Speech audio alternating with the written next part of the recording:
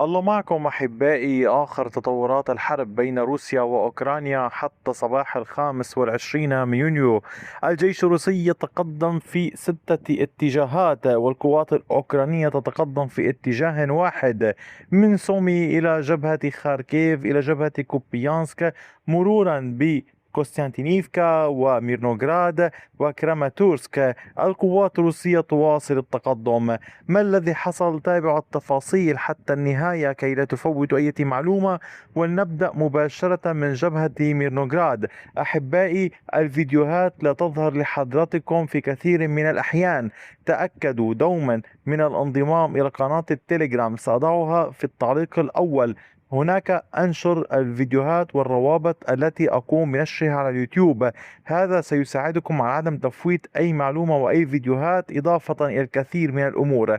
في المنطقة هنا في دوبروبيليا في مقاطعة دونيتسك، الوحدات الروسية تحركت باتجاه يانيفكا. هنا التقدم الروسي كان مفاجئا بالنسبة للوحدات الأوكرانية، حيث جرت السيطرة على كامل هذه المساحة التي تظهر أمامكم باللون الزهري. هذه المساحة هي بعمق 1.2 كيلومتر بهذا الاتجاه، وبعمق بهذا الاتجاه 1.35 كيلومتر. الوحدات الروسية تحركت في محاولة لتشكيل ضغط إضافي على القوات الأوكرانية المنتشرة في المنطقة. وأنيفكا يعني كما تلاحظون تشكل خطا دفاعيا أيضا لمدينة دوبروبيليا، كما هي حال نوفي دونباس. والأوكران يعولون على كلتا المنطقتين للتصدي للجيش الروسي لمنعه من الاقتراب مباشرة من دوبروبيليا. اليوم الروس تحركوا، فسيستطيعون الاقتحام والتقدم أكثر فأكثر. هذا ما علينا انتظاره. أما على صعيد العمليات في اتجاه كوستانتينيفكا، مجددا في الجهة الغربية من المدينة من محيطها الغربي مباشرة، الوحدات الروسية تواصل التقدم. وقد تمكنت الوحدات الروسية من السيطرة على كامل هذه المساحة. هذه المنطقة باللون الزهري كما تشاهدونها هي بعمق 980 مترا بعرض الكيلومترين. على طول المنطقة هنا تحركت الوحدات الروسية عبر أحزمة الأشجار من الجهة الجنوبية ومن الجهة الشرقية، وسيطرت على كامل هذه المساحة. العمليات لا تزال مستمرة، والهدف يبدو واضح: السيطرة على كامل هذا الامتداد، وصولا على طول المنطقة هنا مع الضاحية الغربية الشمالية المتبقية من مدينة كوستانتينيفكا، إضافة إلى هذه الضاحية في الجهة الشرقية. الوحدات الروسية تضغط هنا بشكل كبير في محاولة لدفع الأوكران قدر الإمكان لتشتيت نيرانهم، توزيع قواتهم، ولذلك يسهل عمليات القوات الروسية. الاشتباكات داخل المدينة مستمرة، ولكن كان هناك أمر هام قد حصل في اتجاه شزيفيار. الوحدات الروسية ضغطت كما قلت لكم منذ يومين، وقد نشأت مناطق رمادية في هذا الاتجاه نتيجة الضغط الروسي نحو ميكولاييفكا وفي ضاحية شيفشينكو. هذه المناطق كانت تحت السيطرة الأوكرانية، تحولت إلى منطقة رمادية. الجيش الروسي يتحرك في محاولة لإغلاق المنطقة هنا، في محاولة لإجبار الجيش الأوكراني على الانسحاب. هذه المنطقة هامة للغاية، هي الجيش الأوكراني يبقى هنا للضغط على خطوط الإمداد، إشغال الجيش الروسي عن كوستانتينيفكا، والبقاء على مقربة من مدينة باخموت. على صعيد العمليات في جبهة كراماتورسك، هنا الجيش الروسي تقدم في محيط ريو ألكسندريفكا، تقدم وسيطر على كامل هذه المساحة باللون الزهري كما تشاهدونها. الوحدات الروسية كانت قد أحرزت هذا التقدم بعمق 1.3 كيلومتر بامتداد كيلومترين وربع. الجيش الروسي بتقدمه هذا أمن محيط لبيفكا. هنا هدف الوحدات الروسية كان منذ يومين أو 3 أيام واضحا، وهو تأمين البلدات الموجودة هنا التي كان يشن الأوكران هجمات تجاهها: ديبروفا، فيودوريفكا، ونيكيفوريفكا.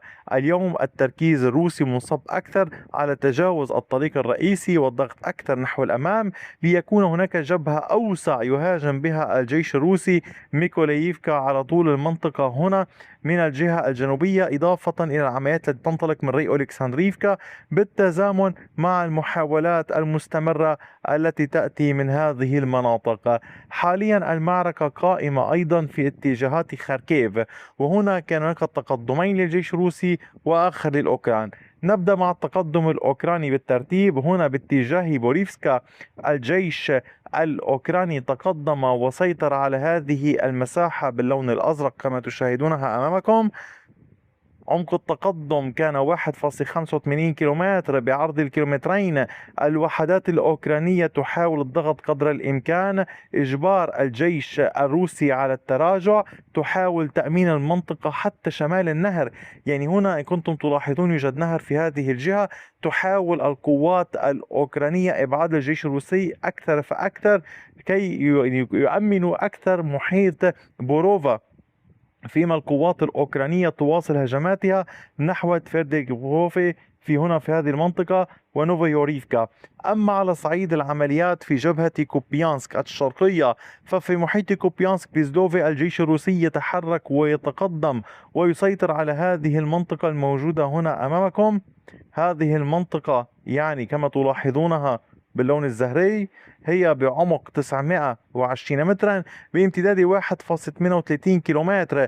الوحدات الروسية تواصل العمل قدر الإمكان محاولة أن يكون هناك ضغط على كامل امتداد كوبيانسك فيزلوفي من الجهة الشمالية وعلى طول الجهة الشرقية. كما تلاحظون هناك منطقة غابات ونقاط انتشار للجيش الأوكراني في هذه المنطقة يراهنون عليها تأخير تقدم الوحدات الروسية نحو كوبيانسك على كامل هذا الامتداد.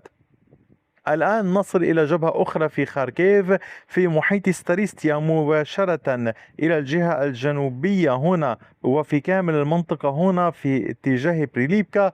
القوات الروسية تلاحظون تقدمها مستمر وقد سيطرت على هذه المساحة بشكل كامل، تتقدم على طول النهر. هذا التقدم كان بعمق الكيلومتر والنصف بعرض 910 أمتار. الجيش الروسي هنا يتحرك ردا على الهجمات الأوكرانية التي حصلت والتي تمكن من خلالها الجيش الأوكراني من استرداد السيطرة على فيرخنيا بيساريفكا وهرابسكي. لذلك اليوم الجيش الروسي يتحرك في هذا الاتجاه على طرفي النهر وفي جنوب ستاريستيا، وأيضا يحاول القيام بعمليات مستمرة في محيط مدينة فولشانسك تحديدا باتجاه فيلتشا. والقوات الأوكرانية من الطرف الآخر تحاول تنفيذ بعض الهجمات. لذلك لنرى من الذي سيحصل على مكاسب في الفترة القادمة. أما على صعيد العمليات في جبهة سومي، الوحدات الروسية واصلت التقدم وقد سيطرت على هذا الجيب، خاصة بعد أن كانت قد دخلت بالأمس نوفايتش. هنا الجيش الروسي سيطر على كامل هذه المساحة باللون الزهري. هذا التقدم أمامكم كان بعمق 1.82 كيلومتر بعرض الكيلومترين والربع.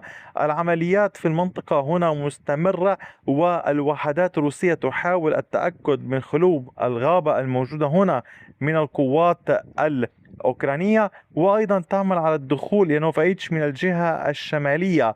العمليات أحبائي كما تلاحظون مستمرة، ولكن في نفس الوقت ليس في الخطوط الأمامية بل في الداخل الروسي وفي الداخل الأوكراني.